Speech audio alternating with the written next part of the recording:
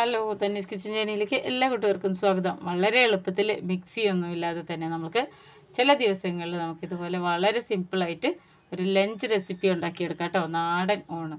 അപ്പോൾ ഇതിനായിട്ട് നമുക്ക് ഒത്തിരി ഐറ്റംസ് ഒന്നും വേണ്ട. നമ്മുടെ വീട്ടിൽ അടുക്കളയിലൊക്കെ എപ്പോഴും ഉള്ള സാധനങ്ങളൊക്കെ തന്നെ മതിയാവും കേട്ടോ. അപ്പോൾ ഇതുപോലെ നല്ല കുശാലായിട്ട് നമുക്ക് ഉച്ചയ്ക്ക് ഊണ് കഴിക്കാം. അപ്പോൾ ഇതെങ്ങനെയാണ് ഉണ്ടാക്കുന്നതെന്ന് നോക്കാമല്ലോ. ആദ്യം തന്നെ എല്ലാവരും ഒന്ന് സബ്സ്ക്രൈബ് ചെയ്ത് വെച്ചേക്കണേ. ഇഷ്ടമായ ഫ്രണ്ട്സിനൊക്കെ ഒന്ന് ഷെയർ ചെയ്തും കൊടുത്തേക്കണേ. ചോറ് എങ്ങനെയാണെന്ന് നോക്കിയാൽ ചമ്പാവരി റൈസ് ഞാനിവിടെ 1.5 ഗ്ലാസ് അരിയാണ് എടുത്തേക്കുന്നത്. ശരിക്കും ഇത് ഒട്ടും തന്നെ കട്ടയൊന്നും ഇല്ലാതെ, കഞ്ഞിവെള്ളത്തിന് ഒട്ടും കട്ടിയില്ലാതെ നല്ല പെർഫെക്റ്റ് ആയിട്ട് ഞാൻ ഉണ്ടാക്കുന്ന റൈസ് ഇങ്ങനെയാണ് കേട്ടോ. ചമ്പാവരി റൈസും കുറുവ അരി എന്നൊക്കെ പറയുന്ന റൈസൊക്കെ കിട്ടിക്കഴിഞ്ഞാൽ അപ്പം ഞാനിത് വെള്ളത്തിലിട്ട് നല്ലോണം ഒന്ന് കഴുകി എടുത്തിട്ടുണ്ട്. 2-4 തവണ കഴുകി എടുക്കണം കേട്ടോ. ഇനി ഇങ്ങനെ തന്നെ ഒരു 4-5 മണിക്കൂർ ഇരിക്കണം. ഞാൻ മിക്കവാറും തലേ ദിവസം രാത്രിക്ക് എടുക്കുന്ന സമയത്ത് വെള്ളത്തിലിട്ട് വെക്കാറാണ് കേട്ടോ. അപ്പോൾ അതാ പിറ്റേ ദിവസം നോക്കുമ്പോൾ ഇതുപോലെ നല്ല കുതിർന്ന് വന്നിട്ടുണ്ടാവും. ഇതുപോലെയാണ് നമ്മൾ ശരിക്കും ഈ ബ്രൗൺ റൈസൊക്കെ ഉണ്ടാക്കുന്നതിൻ്റെ മുന്നേ ഇങ്ങനെ ചെയ്താൽ മതി. അപ്പോൾ അതാ നമ്മൾ കഴുകി നല്ലോണം വെള്ളത്തിലിട്ട് വെച്ചതാണ്. ഇനി ഇത് ഒന്നും കൂടെ ഒന്ന് കഴുകിയതിന് ശേഷം നമുക്ക് ഇതൊരു കുക്കറിലേക്ക് ഇടാം. ഒട്ടും തന്നെ ഇതിൻ്റെ കഞ്ഞിവെള്ളത്തിന് കട്ടിയുണ്ടാവില്ല കേട്ടോ. ഇതൊരു നല്ലൊരു ഈസി ടിപ്പാണ് കേട്ടോ.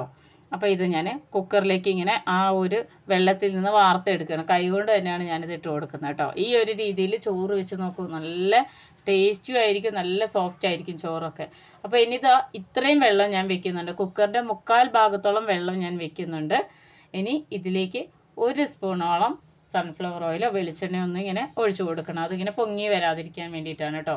ഇത് വിസിലിട്ടതിന് ശേഷം ഇത് കുക്കർ അടച്ച് വെച്ച് 1 വിസിൽ മീഡിയം ഫ്ലെയിമിലും 1 വിസിൽ ലോ ഫ്ലെയിമിലും പോയി കഴിഞ്ഞാൽ ഇത് നല്ല പെർഫെക്റ്റ് ആയിട്ട് വെന്ത് കിട്ടും. അപ്പോൾ ഞാനിത് സ്റ്റൗവിൽ വെക്കുന്നുണ്ട്. ഞാൻ പറഞ്ഞ പോലെ തന്നെ ആയിരിക്കണം ഇത് കുക്ക് ചെയ്യേണ്ടത്. അപ്പോൾ വിസിലൊക്കെ പോയി ഒന്ന് നല്ലോണം ഒന്ന് ചൂടാറി ഇതിൽ ആവിയൊക്കെ പോയതിന് ശേഷം ഞാൻ തുറന്ന് കാണിച്ചാൽ നല്ല പെർഫെക്റ്റ് ആയിട്ട് ഇത് വെന്ത് വന്നിട്ടുണ്ട്. കണ്ടോ, ചോറൊക്കെ നല്ല സോഫ്റ്റ് ആയിട്ടാണ് ഇരിക്കുക. എന്നാൽ ഒരുപാട് വെന്ത് കുഴഞ്ഞു പോകുന്നില്ല. കണ്ടോ, ഇത്ര ഉള്ളിലും പുറത്തൊക്കെ ഈ ചോറ് ഇങ്ങനെ നല്ലോണം വെന്തിട്ടാണ് ഇരിക്കുക. ഇത് ഇങ്ങനെ ചെയ്ത് നോക്കണം കേട്ടോ. ഇനി ബ്രൗൺ റൈസ് ഒക്കെ ഉണ്ടാക്കുന്നവർ. ഇനി നമ്മൾക്ക് ഇതിൻ്റെ വെള്ളം കാണിച്ചു തരാം. ഒട്ടും തന്നെ കട്ടിയൊന്നും ഇല്ലാതെ നമ്മൾക്ക് ഇതിൽ ഇനി വാർത്തെടുക്കുമ്പോഴോ ഊറ്റിയെടുക്കുമ്പോഴോ നമ്മൾക്ക് എക്സ്ട്രാ വെള്ളം ഇതിൽ ചേർക്കണ്ട. എക്സ്ട്രാ വെള്ളം ചേർക്കുമ്പോൾ ഇതങ്ങോട്ട് കുറച്ചൊന്നും ഇങ്ങനെ കല്ലിച്ച് പോകും.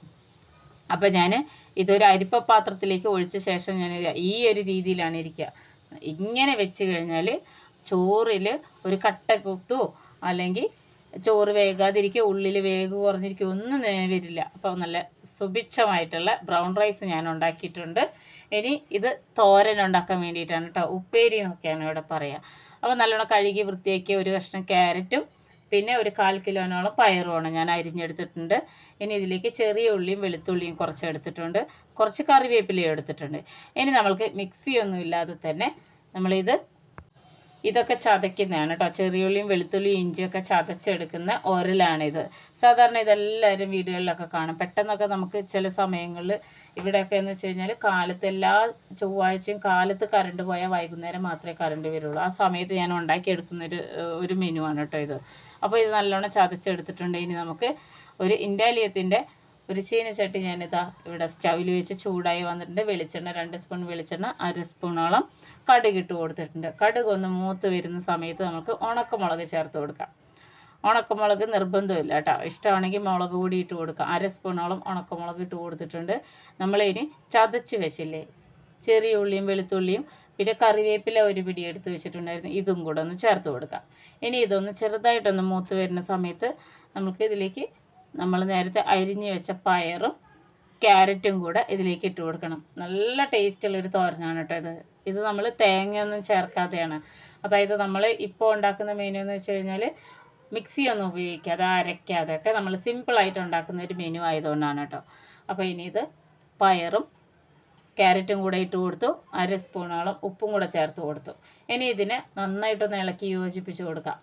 ഈ ഒരു രീതിയിൽ ഒന്ന് ഇളക്കി യോജിപ്പിച്ച് കൊടുക്കണം. ഇനി വേകാൻ വേണ്ടി ഇഷ്ടമാണെങ്കിൽ മാത്രം ഒന്ന് വെള്ളം കുടഞ്ഞു കൊടുക്കാം കേട്ടോ. ഒന്ന് വേകാൻ വേണ്ടി ഞാനിവിടെ അടച്ച് വെച്ചിട്ടുണ്ട്. പെട്ടെന്ന് തന്നെ റെഡിയായി കിട്ടും. ഒരു 3 മിനിറ്റിന് ശേഷം ഇത് നന്നായിട്ട് ആയി വന്നിട്ടുണ്ട്. അപ്പോൾ തോരൻ ഇവിടെ റെഡി ആയിട്ടുണ്ട്. സിമ്പിളായിട്ടുള്ള നാടൻ പയർ തോരൻ ഇവിടെ റെഡി ആയിട്ടുണ്ട്. ഇനി സ്റ്റൗ ഓഫ് ചെയ്ത് വെച്ച് നമുക്കിത് അടച്ചു വയ്ക്കാം. ഇനി നേരത്തെ നമ്മൾ ചതച്ചെടുത്ത അതേ ഉരലുണ്ടല്ലോ ഇതിലേക്ക് ഒരു ചെറിയ കഷ്ണം ഇഞ്ചിയും ഒരു 5 അല്ലിയോളം വെളുത്തുള്ളിയും കൂടിയിട്ട് നന്നായിട്ട് ഇങ്ങനെ പൊടിച്ചെടുക്കണം. ചതയ്ക്കല്ല കേട്ടോ, നന്നായിട്ട് പൊടിച്ചെടുക്കണം. എൻ്റെ കയ്യിലിപ്പോൾ മീൻ ഒരു 4-5 കഷ്ണം ഉണ്ട് കേട്ടോ. ഇത് ഓപ്ഷനിലാണ്, ഇല്ലെങ്കിൽ നമുക്ക് ഒഴിവാക്കാം. മീൻ നല്ല കഴുകി വൃത്തിയാക്കി എടുത്തതാണ്. ഇതിലേക്ക് ചതച്ച് വെച്ച ഈ ഒരു കൂട്ടും പിന്നെ ഒരു 1/4 സ്പൂണോളം ഇതുപോലെ ഉപ്പും കൂടെ ചേർത്ത് കൊടുത്തു. 1 സ്പൂണോളം കാശ്മീരി മുളക് പൊടിയും കൂടെ ചേർത്ത് കൊടുത്തു. 1/4 സ്പൂണോളം മഞ്ഞൾപ്പൊടിയും കൂടെ. ഇനി ഇതിലേക്ക് വിനാഗിരി ഞാൻ ചേർത്ത് കൊടുക്കുകയാണ് കേട്ടോ. ഒരു 2 സ്പൂണോളം വിനാഗിരിയും കൂടെ ഇതിലേക്ക് ചേർത്ത് കൊടുക്കണം. ഇത് നല്ലൊന്ന് ഇങ്ങനെ സോഫ്റ്റ് ആയിട്ടിരിക്കാൻ വേണ്ടിയിട്ടാണ്.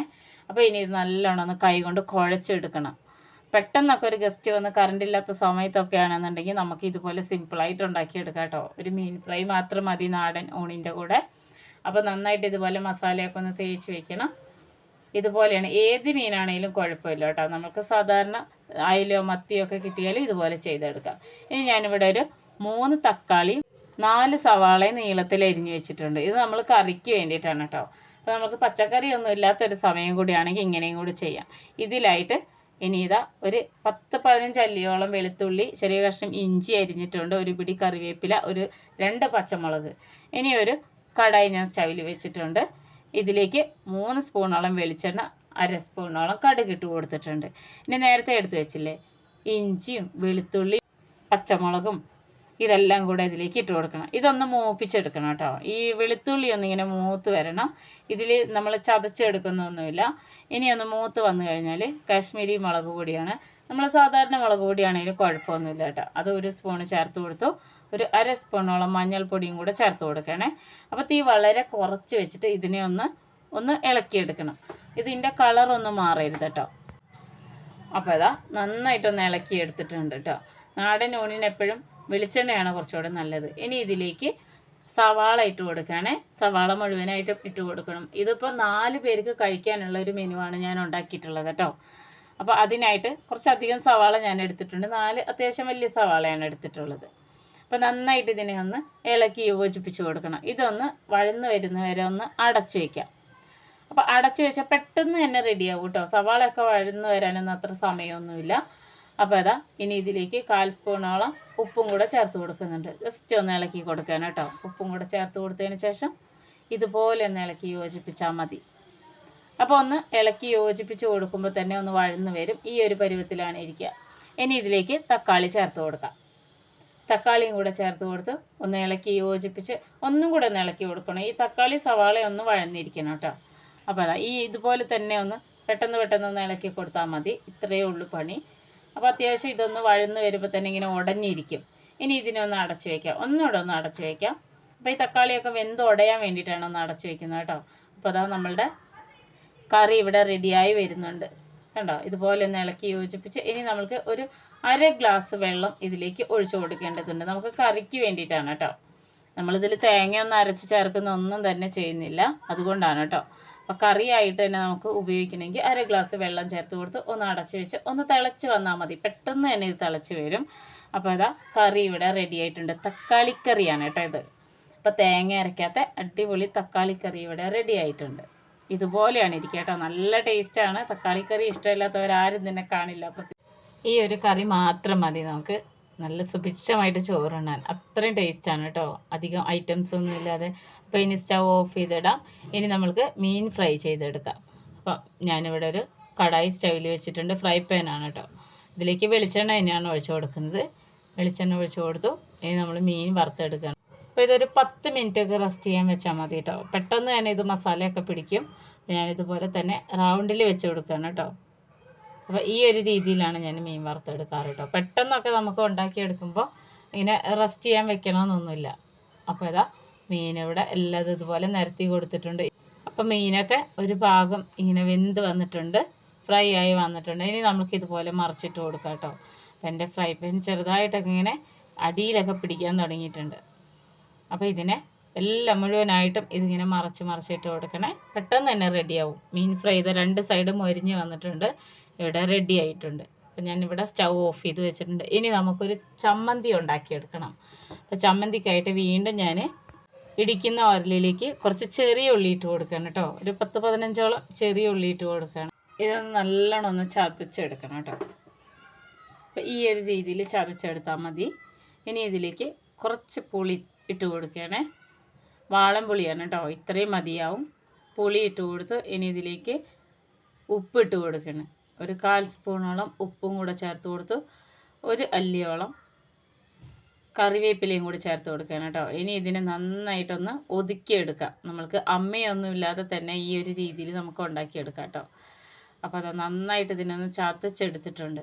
അപ്പോൾ നമ്മളെ രുചികരമായിട്ടുള്ള നാടൻ ചമ്മന്തി ഇവിടെ റെഡി ആയിട്ടുണ്ട്. അപ്പോൾ ഇത് ക്വാണ്ടിറ്റി കുറച്ച് വേണമെന്നുള്ളവർക്ക് കുറച്ചധികം ചെറിയ ഉള്ളി ചേർത്ത് കൊടുക്കാം കേട്ടോ. അപ്പോൾ ഇത് ഞാനിതാ ഒരു ബൗളിലേക്ക് ഇട്ട് കൊടുത്തിട്ടുണ്ട്. ഇനി ഇതിനൊന്ന് രുചി കൂടാനായിട്ട് വെളിച്ചെണ്ണ ഞാൻ ചൂടാക്കാത്ത പച്ച വെളിച്ചെണ്ണ ഒഴിച്ച് കൊടുക്കണം കേട്ടോ. അതൊരു 1-1.5 സ്പൂണോളം ഒഴിച്ച് കൊടുത്താൽ മതി. ഇനി ഈ വെളിച്ചെണ്ണയിൽ ഇത് നന്നായിട്ട് നന്നായിട്ടൊന്ന് ഉടച്ച് ഒന്നൊന്ന് യോജിപ്പിച്ചെടുക്കുമ്പോൾ ഭയങ്കര ടേസ്റ്റാണ് കേട്ടോ. ചോറിൻ്റെ കൂടെ ഇത് കഴിക്കാൻ വേണ്ടി, ചോറിൻ്റെ കൂടെ കപ്പയുടെ കൂടെ ഇത് നല്ല രുചിയാണ് കേട്ടോ. ഈ ചെറിയ ഉള്ളിയുടെ ഒരു എരിവൊക്കെ തന്നെ മതിയാവും കേട്ടോ ഇതിന് വേണ്ടിയിട്ട്. അപ്പം അങ്ങനെ ഇവിടെ നമ്മൾ ഐറ്റംസ് എല്ലാം റെഡി ആയിട്ടുണ്ട്. ഞാൻ കാണിച്ചു തരാം കേട്ടോ. ചട്നി, തക്കാളി ചട്നി ഇതാ ഇവിടെ ഇരിക്കുന്നുണ്ട്. നമ്മൾ മീൻ വറുത്തത്, പിന്നെ തോരൻ വെച്ചത്, ഉപ്പേരി വെച്ചത്, പയറും ക്യാരറ്റും കൂടെ. അപ്പോൾ ഇതെല്ലാം ഇവിടെ റെഡിയാണ് കേട്ടോ. നമ്മൾ മിക്സിയൊക്കെ നമുക്ക് പണി മുടക്കിയാൽ ഇതുപോലെ ഉണ്ടാക്കിയെടുക്കാം. ചമ്മന്തി ഇതാ ഇവിടെ നല്ല റെഡി ആയിട്ട് ഇരിപ്പുണ്ട്. ചോറ് ഞാനിവിടെ നേരത്തെ വാർത്ത് വെച്ചത് ഇതാ ഇവിടെ ഇരിപ്പുണ്ട്. ഇനി ഇതെല്ലാം ഒരു പ്ലേറ്റിലേക്ക് നിരത്തി കൊടുക്കാം കേട്ടോ. അപ്പോൾ എല്ലാവർക്കും ഇഷ്ടമാവും. എല്ലാവരും സബ്സ്ക്രൈബ് ചെയ്ത് വയ്ക്കാൻ മറക്കരുത്, ലൈക്ക് ചെയ്യാൻ മറക്കരുത്, ഫ്രണ്ട്സിനൊക്കെ ഒന്ന് ഷെയർ ചെയ്ത് കൊടുക്കണം. ഇതുപോലുള്ള ഈസി റെസിപ്പീസുമായിട്ട് നമുക്ക് ഇനി അടുത്ത വീഡിയോയിൽ കാണാം.